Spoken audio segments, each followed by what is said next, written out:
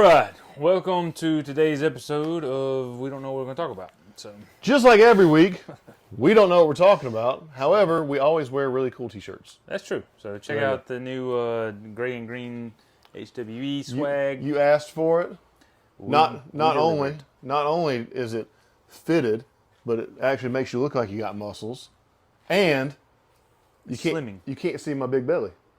Slimming. So the model is 6'1", 240 pounds. Yeah. Anyway, so there you go. So thank y'all for picking this color because that's the one I wanted. Yeah, I like the green. Yeah. But gray with green logo shirts are now available. If you need one, hit us up. So there we go. They're not going on the website, so you have to hit me up directly. Oh, are these a limited run? Limited, yep. Limited run. Shoot, I'm glad I bought the first one. Yep. That's what I'm talking about. And you were rocking your beautiful Run It Reptile. I am. Expo. So when will this video go out? Oh, just in time. So this video will go out 2 days before the next Run It Reptile Expo, which will be August 2nd, which is Friday, and August 3rd, which is Saturday. We'll be in Columbia, South Carolina with Run It, and we will be auctioning off well over 100 ball pythons. And I will be there in the comments because I have a Comic Con to go to the next day. So, yeah. So I will be in the comments. Tony will be showing his beautiful hands off and all the wonderful reptiles. True. So if y'all don't pay attention to my Instagram and Facebook, you probably should because we've been running some good auctions, getting rid of some friends' collections and things like that. That's where the deals is at.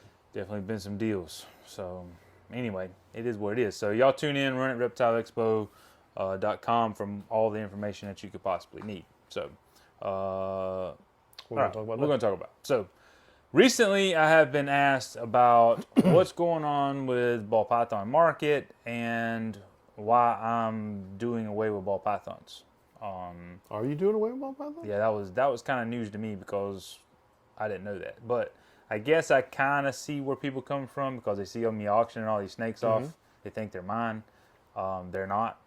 I mean, I do auction off some of my snakes, but majority of the snakes that we've been auctioning off are very close friends of ours. That's correct.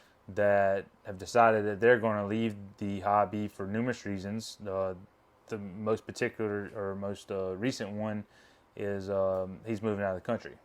So move out of the country. Can't have the snakes. So that's why it's not an economy based thing for him. It's just he's moving. So auctioning off his stuff. So it's not necessarily people getting out of the industry, and I'm certainly not getting out of the industry, and I'm certainly not getting rid of ball pythons. Right. I love ball pythons.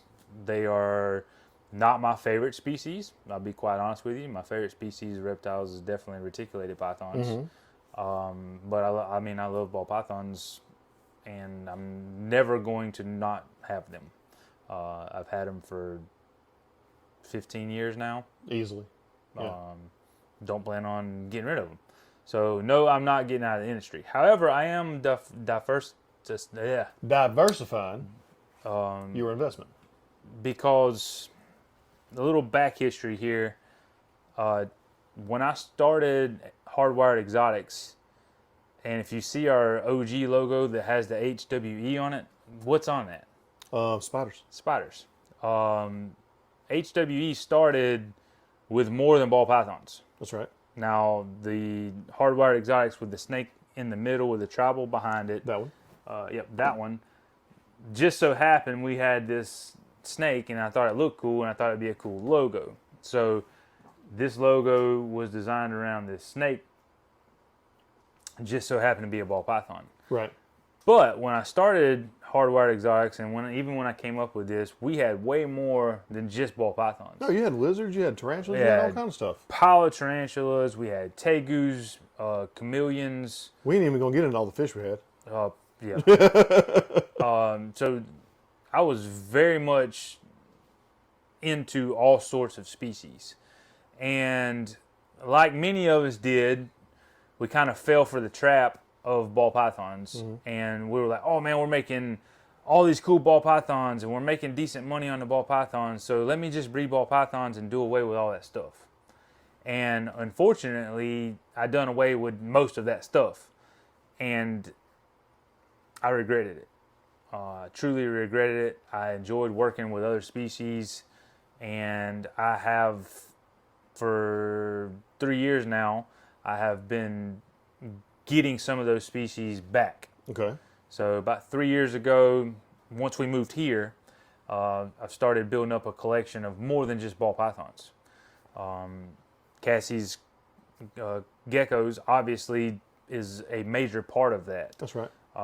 So, she has a massive collection of geckos, really high-end geckos, but it's not just crested geckos. No, We have the gargoyle geckos. The day geckos. We have the day geckos. We've got chewies. So, it's more than just the crested geckos. But same thing with the pythons. Y'all mainly know me for ball pythons, but I have some fantastic reticulated pythons. And you got all kind of snakes. we've got short-tail pythons. Anyway, I'm just going to show you a couple of snakes. Yeah. So I want to show y'all some of the things that I've started working with, or I've been working with for a long time, and just wanted to kind of clear out the air of I'm not getting out of ball pythons, and I'm not getting out of the industry. Even with the cancer and stuff that I have, this business isn't slowing down. We have friends and employees that even if when I do have surgery and go down for a while, HWE is going to be continuing to roll. That's right. So, but anyway, just wanted to clear that out. There's been a lot of rumors going around. I've heard some hearsay stuff, so just wanted to put that out there. But so sorry for talking so much. Let's check out some snakes.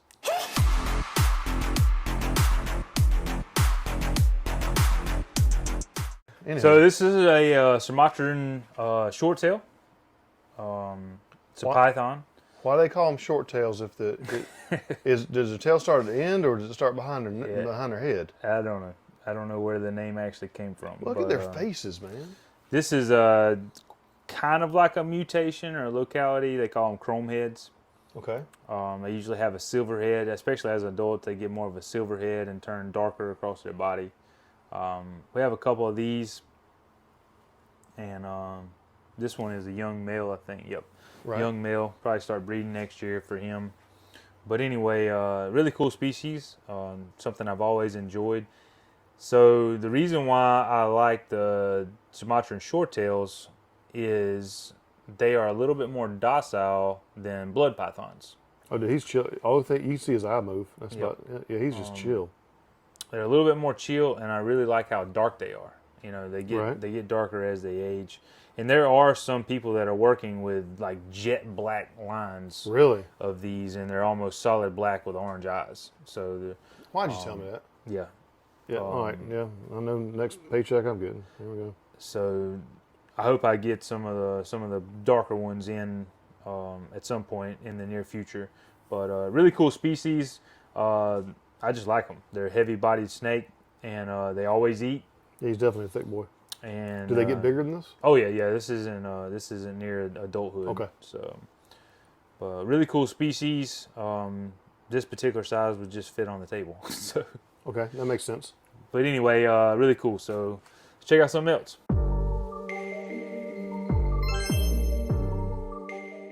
All right, so this is a species that I've always loved. I've never had any. So I acquired a 2.4 of gray bandeds maybe 3 years ago. Okay.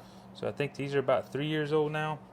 Yeah, we had these at the other house. I just love the orange and gray look on these. Extremely docile. Some of them are a lot of orange. Some of them are a little bit of orange. Some of them are a lot of black. Some have little black. They're very, very, very different. Each one of them is. This is a very difficult species to breed, from what I understand. I've never done it. Like I said, these are the only ones that I've ever had, and they're not old enough to breed yet. But never had any even strike at me. I just think they're really beautiful, super great pets. So now these are the same kind of like king snakes that we find in the yard, just a different locality. Basically, like most king snakes, they will pretty much eat anything, including each other. So you don't want to stick them together? Don't want to put anything in there with them that you don't want to eat. So look at this little O on the back of his neck. Yep. This one's really cool. I love that black head on it. I like that. So hopefully we'll be seeing some baby king snakes in the next couple of years. That'd be cool. This is a project that I'm not really rushing. I mean, if I'll get there when I get there. I just think they're cool. So.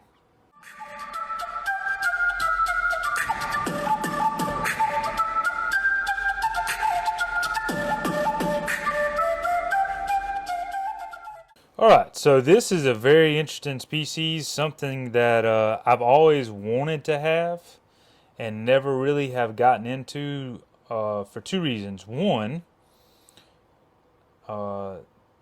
this species is known for being wild caught and not doing well in captivity. And the other is space. Because like outer space? Well, no, cage space. Oh. So they take up a little bit more room because of being a boreal. This little snake? Yep. So this is a very young Amazon Treeboa. And you don't see a whole lot of them being captive bred, but you know, the past couple of years it's definitely been more successful with captive bred breeding. And I currently have, I think at the moment I have a 2.4 or maybe a 3.4. Anyway, I'm not sure. But anyway, a couple males, a couple females. We have some reds, some yellows, and then the reds are from a calico line. Mm-hmm. So hopefully these are going to be, this particular one here should be really nice. He was like Darth Maul from like Star Wars. Yep. How big will this get?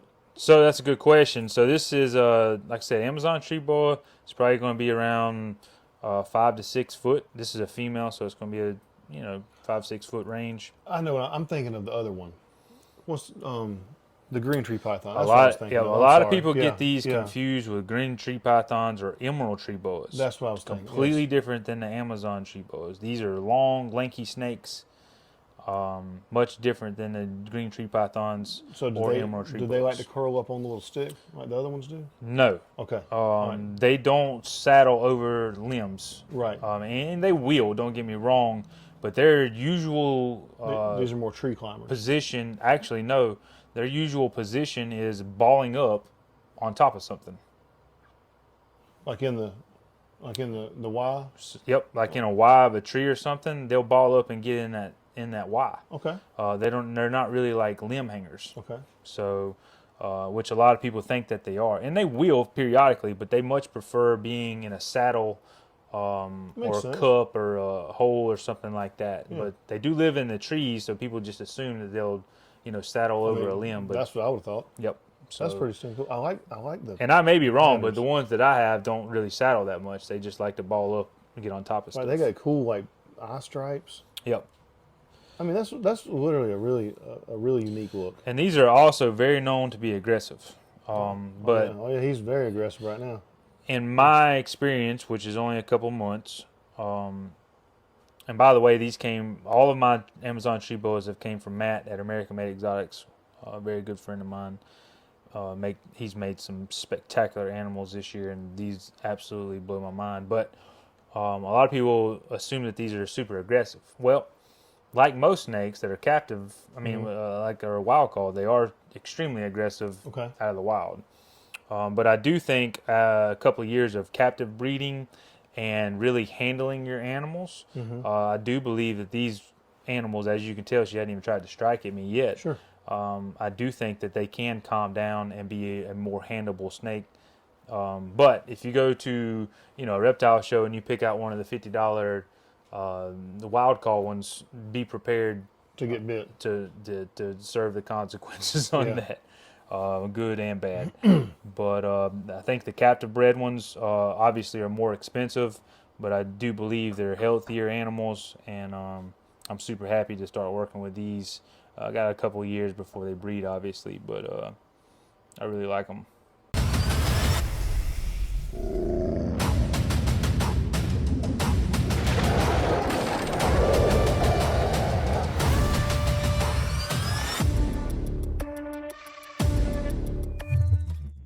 All right, so there's a couple other species, but I think this video is probably plenty long enough. So right. maybe on the next video we'll show off some more stuff that kind of been raising and collecting and things like that. But for meantime, appreciate y'all watching. Don't forget to tune in, Run It Reptile Expo, August 2nd and 3rd. Get yourself some really cool ball pythons, especially pods, more pods, and some pods. I got me some pods. So finally from there. See y'all there, and see you next week.